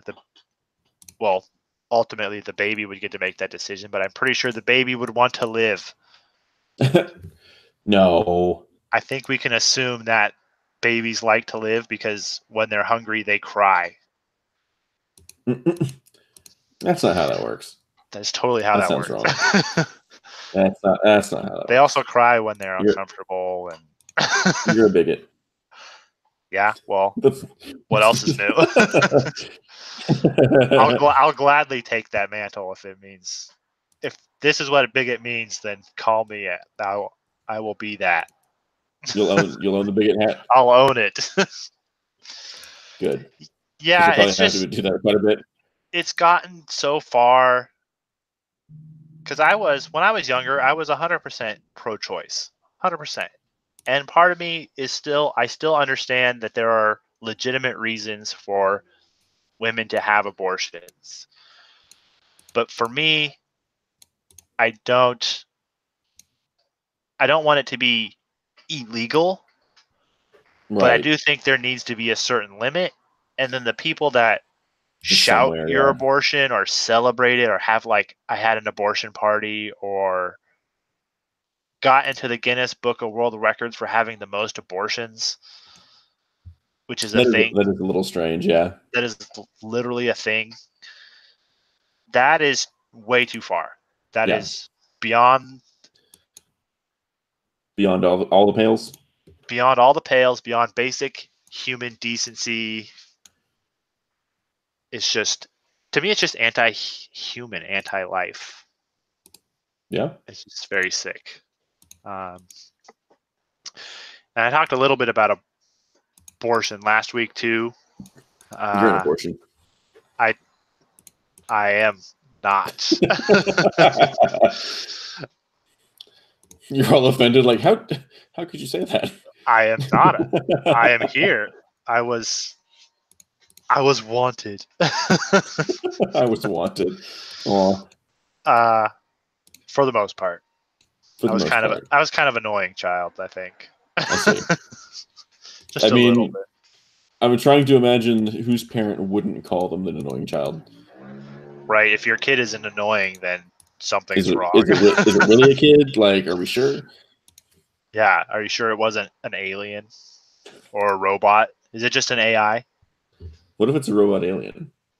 NPC. It could be. It could be. You never know. So NPC. On top of all these, 1, 2, 3. What? So Northam has stepped in it with both feet. Good. And he's not resigning. So now I don't know if this is true because his lieutenant governor made this claim, but it did come out that there's allegations against his lieutenant governor. And the way it works in Virginia, the lieutenant governor and the governor don't run on the same ticket. They run separately, but they're both Democrats. Okay. Then if the governor resigns, the lieutenant governor takes over. It's the order of succession. But there is a woman who claimed that the lieutenant governor sexually assaulted her at some campaign event before he was running for governor, when he was working as an aide for a different politician. Mm-hmm. And we did talk about Kavanaugh earlier, but this woman has obtained the services of the Katz law firm, which is the same law firm that represented Christine Blasey Ford. And I saw that. The lieutenant governor believes that Northam is behind the release of these allegations. Okay. So I mean, I guess he could be like. To me, this says a couple things. That one, there is a mechanism within the Democratic Party to produce allegations like this. Mm-hmm. Either they have actual information or they have a good method of making this shit up and getting it out there and getting people to believe it. True. Or it could just be true and the lieutenant governor knew about it, and instead of continuing to sit on it, he released the information in an attempt to draw some of the heat off of himself. Which would make him a really shitty person, but you know. Oh yeah, 100% shitty person. But not, I mean, that's already been covered. I mean. Oh, yeah, right. Sorry, what was I thinking? You got the it. whole the baby's in the other room. Now can we discuss about killing it, or or the what is his name? Baby killer Coon Man. Is that his name? Is that what we're going with? I don't know, man. You can Coon Man will be one of the many nicknames I'm sure he's going to have. Coon Man's the wave of the future. I love it.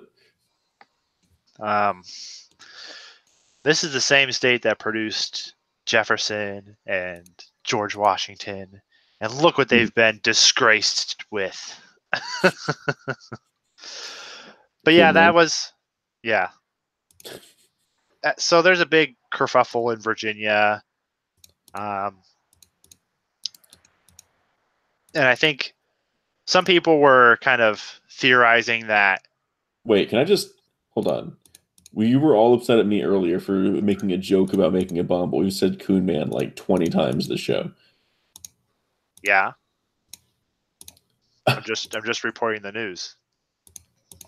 Oh, fuck you. You know that would get us demonetized too. Shut up. Well, we're not monetized in the first place, so. Oh, we're not? Well, we should probably fix that, but that's a problem for another time. Yeah, I was looking into it a little bit. We can talk about it. I know how to do. Yeah, we can. Okay, I know how to do that, so that's not hard. We'll fix it. Anyway, moving on. Yeah, get some money rolling in. Make some of that green. Make some cheddar. Cheddar. Yeah. Yellow. Cheddar's yellow. All of the cheddar, yes. The lettuce. Twice. I'm on a diet.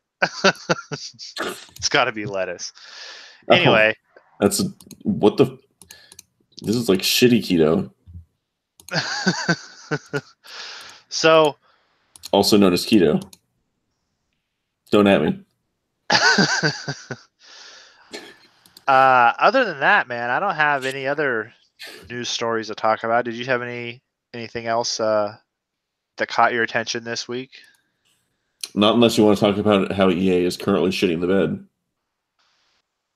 No, I've never really liked EA much personally. Anyway, it's mostly about the loot boxes because it looks like there might be a decision coming down that's officially like gambling, like just straight up, no more sugarcoating it, straight up gambling. Oh no. Okay, tell me about it. I'm interested. Gambling's got me interested. What's going on? Gambling's got me interested. Okay, well, you know how things like Overwatch. Have you played Overwatch before? No. Okay, well, Overwatch has. But I know what it is. Overwatch has something in the game called loot boxes. That and I'm almost positive that someone in chat's going to yell at me because I got some detail of this wrong. Anyway, the idea of loot boxes is you put in a little bit of either like cash or in-game points, and it gives you a little chest, and in that chest there's random stuff, right? The idea is that these, when it's combined with microtransactions, constitutes straight-up gambling, according to American law, and EA might be liable for encouraging gambling in children. How is it gambling? Because you put in money and you have no guarantee of it actually equating to the amount of money put in. Like there's no with the electronic stuff, it's a little bit different, but apparently the way gambling actually works is if you put in money into a thing and you have no expectation of receiving equivalent value at the other end, but you might get what you're looking for. Because you're looking for something specific. In most gambling cases, it's money. But when you're talking about loot boxes, it's specific items. But again, it's entirely possible for me to put, like, for instance, $5 into Valve chests for Dota 2, right? And I might get a whole bunch of common shit that's worth like 20 cents each. I didn't get back what I was looking for, but I might have. So, right. That it's the essence of gambling that they're talking about. That they're trying to discourage. Like, it's not just the physical act of playing blackjack. They're trying to discourage the whole act of gambling. Got it. So it's like you putting money down in the hopes that you will get something more of equal or greater value. Exactly. But there's the potential of getting something that's less value or nothing at all. Right, because the problem with gambling is that, I mean, you probably won't get nothing, but the problem with gambling that they're trying to prevent is you putting in money and potentially receiving nothing close, and because you've received nothing close, you put in more money. Like that's the gambling cycle, right? That's the whole cycle. Right. I didn't get what I was looking for my last bet. Let's try again. Let's try again. Oh shit, I won.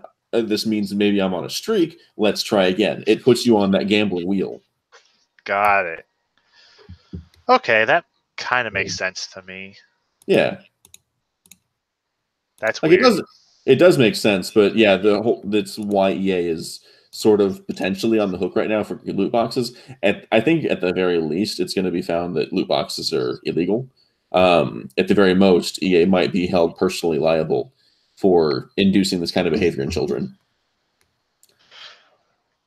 Well, I don't know if they didn't know necessarily.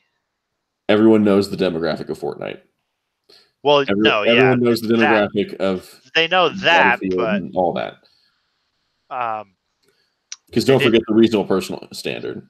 Well, if they didn't really necessarily think of it as gambling. I mean, dog, like consequences matter more than intentions. No, not even that. But like looking at the entire thing, it's basically a scratch-off ticket.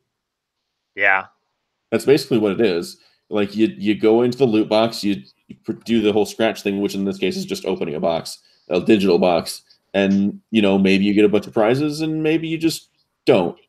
Well, you pay money and you get additional items. I'm guessing you do receive something. Like you'll always receive something. So it's not quite like a scratch off where it's possible that you receive nothing, because that's quite literally gambling. But which I'm not entirely sure why that's considered legal by the same logic. But whatever. Well, it's legal when the state does it. Oh, is that what it is? Okay. Well, in Oregon, the lottery is run by the state. Interesting. So it really is just racketeering bullshit. Yeah. Well, and we also have liquor is controlled by the state, really, too. Or liquor licenses. You have to go to a liquor store to buy liquor. You can't go to like Walmart or a grocery store. That's hella gay. I know. And they all close at like 6 for some reason. I don't know why. It's not like illegal to be open later than that, but they just close early. I guess because they can. I don't know. You sound really upset by this. Well, I don't drink anymore, but when I did, it was a pain in the ass. Because you don't get off work till 5, and then you want to go out drinking with your friends, but you want to go home and shower and everything, and then you want to have a party at your house. You have to like buy liquor the day before. You poor thing. And they're closed on Sundays sometimes too. How will you all the time? I don't know. We were hungover Sundays anyway. We went to Taco Bell instead. There's not a lot to do here in Oregon. You can go hiking or get drunk. I mean, why not both? Well, yeah. Well, that's just called camping. But that is weird that how do they determine the value of the items you get? It kind of depends, but I think in this particular case, what they would use is like basically resale value. So in the case, let's say that someone went after Dota for their loot boxes because they've got something similar. Yeah. If they went after Dota loot boxes, what the lawyers could make the argument for would be the market prices, because each item has a market price where you can resell it, or something that you can use as like a valuation point to say this is how much this item is worth. Because there's always, like, even if you tried to sell your account, let's say that you were trying to sell an account for a game like Overwatch, part of what you could use as part of the price for your account is, how high level it is, how much your swag. Your swag, but also your skins and how complete is your collection. And each piece of that collection is going to have a different value. Yeah, I knew back when Diablo was a thing, people would sell. Yeah, for real money. They'd sell it on eBay or something like that, and then they would transfer it over, give it to the other player or whatever. Mm-hmm. I think they used to do that for like EverQuest too, but I don't know. I mean, guess it's a voluntary transaction, so I don't really have a problem with it, but it'd be interesting to see how this works out. Keep us posted. Okay, I'll keep you posted. I don't know if they should be, if they didn't consider it gambling and it wasn't necessarily illegal explicitly, I think it should more be like a stop doing it, you can't do it anymore, and if you do it again, then you'll be fined. But it shouldn't be like we're going to fine you millions of dollars or something. But then again, kids are involved, so that makes it more complicated. Yeah, and they need. I mean, I think most people agree that kids probably need more protection than adults when it comes to predatory schemes. Well, at least for the most part. Yeah. Well, there's a game I play on my phone where you can pay money and buy gems and then use the gems to buy chests and get additional cards and stuff, and level up your creatures. Are you playing Pokemon? No, it's Clash Royale. I see. And I know a lot of kids play that game. Because it sounds a whole lot like Pokemon. Well, no, it's you don't fight one-on-one. You do you have a deck of 8 and it's a tower game. I see. Where you drop your creatures and they go destroy the tower. But it is. I wonder if that would be illegal, or that you can't really sell your stuff though. No, you're talking about Diablo still? No, Clash Royale. Oh, because you can pay money and buy additional, I guess, cards or whatever, but chests and things, and kids. I'm not entirely sure because EA seems to be being gone after specifically for this practice. I don't know if they're going after them because it's egregious, or if it's if it's like the entire thing itself, or if they're being gone after by the gambling, whoever handles that sort of thing in this country, which I should probably do more research into before I continue talking about it. But the government's the only one allowed to run numbers. Yeah. So they're cutting into their business. Mafia's coming after them. That's how mafia works. The U.S. Mafia. We just elect our gangsters. Only level 35 gangsters, though. Level 100 gangsters, nah. Well, no, they don't need to be elected. That would be a step down for them. They elect themselves. That's why it was so weird when Donald Trump got elected. Oh, shut up. Don't feed into that crap. The God Emperor.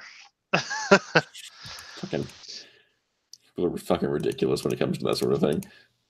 I just think it's hilarious. I laugh every time. Oh my god! I hope every president taking over the world.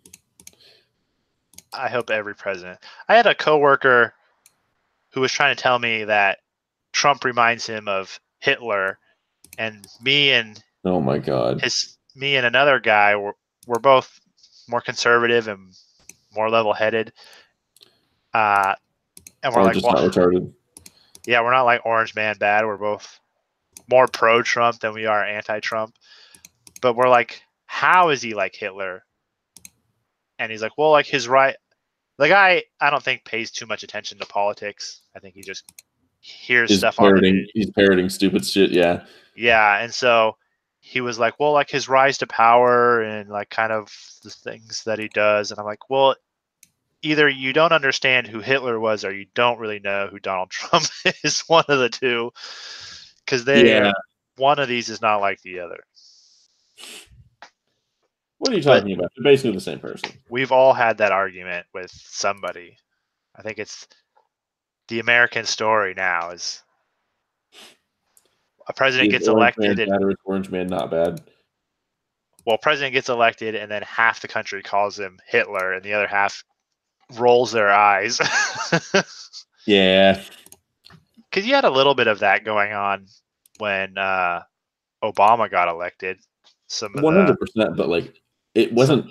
It just wasn't to this level, you know. No, it wasn't this bad, and I laughed at those people too. To be fair, I'm like, you know what? We're both technically on the same side. We're both more Republican. I wasn't Republican then, though. I was independent still. But I was like, I still kind of leaned that way. Like, no, I don't like him either, but he's not Hitler. He hasn't done anything Hitlerian. But we want him to be Hitler, though. Like, that's good enough, right? Well, yeah. We were so desperate for a Hitler. That's a weird position to be in, where we're just like, please, we need a Hitler. We want a Hitler so that we could hate him and throw him out of office to prove that we love liberty. Fuck yeah. America. Fuck yeah. Coming to destroy liberty. Fuck yeah. I guess Hitler was elected, so I guess the rise to power was similar. Hitler did drink water. Oh my God, the similarities are all. I'm woke. It's all coming together now. Did you know Hitler ate food? Trump eats food. We have proof. We have that time where Trump brought in all those fucking burger eating fucks in the football team. He ate food. Oh no. Fuck. He really is Hitler. And the white hats or the red hats are Klan hoods? Yes. Well, duh. Like, come on. Except obviously. You can see their faces now. Yes. Racism's gotten so bad, it's just okay to be racist. That's right. What the fuck is wrong with my country? Where my country gone? Well, we don't really have much more for the news, and we're at the 2-hour mark, and we're starting to get a little loopy. We're at the fucking around phase, yeah. Yeah. We're just at the BS kind of joke around, have fun phase, which is my favorite phase, personally. That's right. So thank you, everybody, for tuning in and listening to thank you, people in the live chat, Young Trays, and thank you, Nico, for coming on. Hello. And talking with us. And we'll see you guys next week. We do this every Thursday at 7 p.m. Pacific, 10 p.m. Eastern, and every time in between. On a less serious note, you know what I've been doing for the past half hour? What? Playing Wargroove and seeing if I can get at least a 40-man conga line of pikemen. Good luck.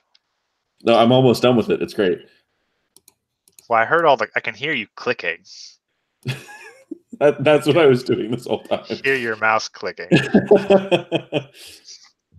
All right, everyone. Don't forget to like and subscribe, and we'll see you guys next week. See you guys.